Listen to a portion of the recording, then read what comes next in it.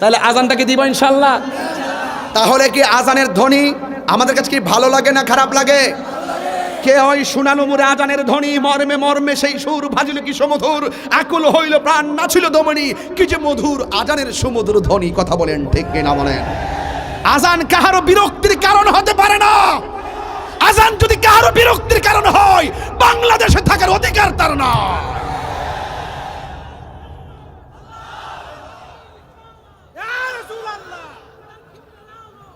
এই বসো, তাহলে আমি আজান দিচ্ছি, ঠিক আছে তো ইনশাআল্লাহ? আল্লাহু আকবার, আল্লাহু আকবার,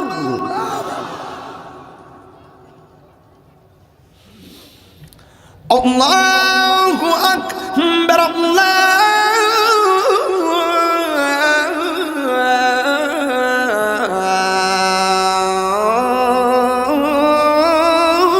আল্লাহু আকবার।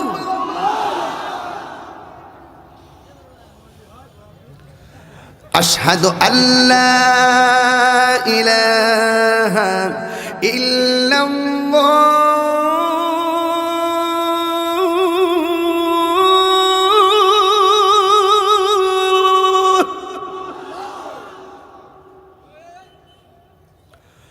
আশহাদু আল্লা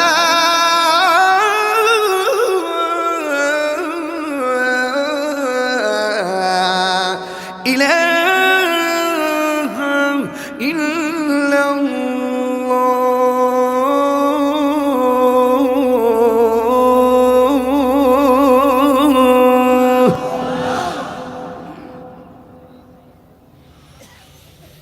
আশহাদু আন্না মুহাম্মাদান রাসূলুল্লাহ,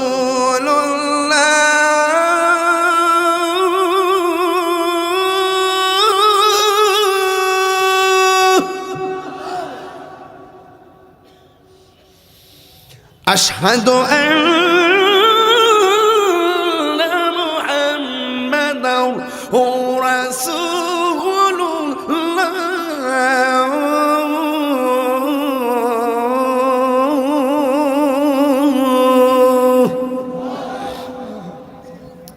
আপনারা মাগরিবের পর থেকে এই পর্যন্ত বসে আছেন, যে আওয়াজটা এখনো করেন নাই এই আওয়াজটা এখন করবেন। আমি আপনাদের সকলকে প্রথম ওয়াজে বলছিলাম ওমা খলাকতুল জিন্না ওয়াল ইনসা, আমি বিনা কারণে একটা কথা বলি না। আমার প্রত্যেকটা কথা লাস্ট সলিউশন ফিনিশিং আছে।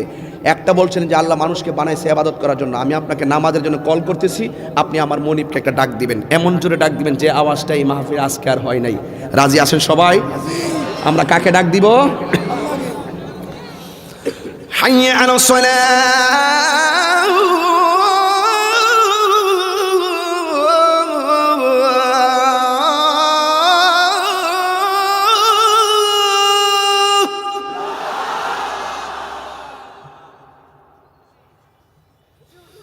হাইয়া আলাস সালাহ,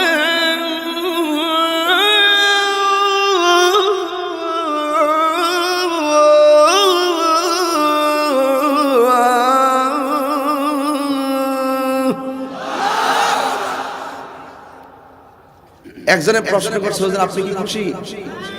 আমি বলবো আমি খুশি হওয়ার কিছু নাই, আমি আমার আল্লাহকে খুশি করতে চাই। তুমি আল্লাহকে খুশি করতে কথা বলো, তুমি কোন বক্তার মনোরঞ্জনকে গ্রহণ করে তার মনকে খুশি করতে কথা বলবা না।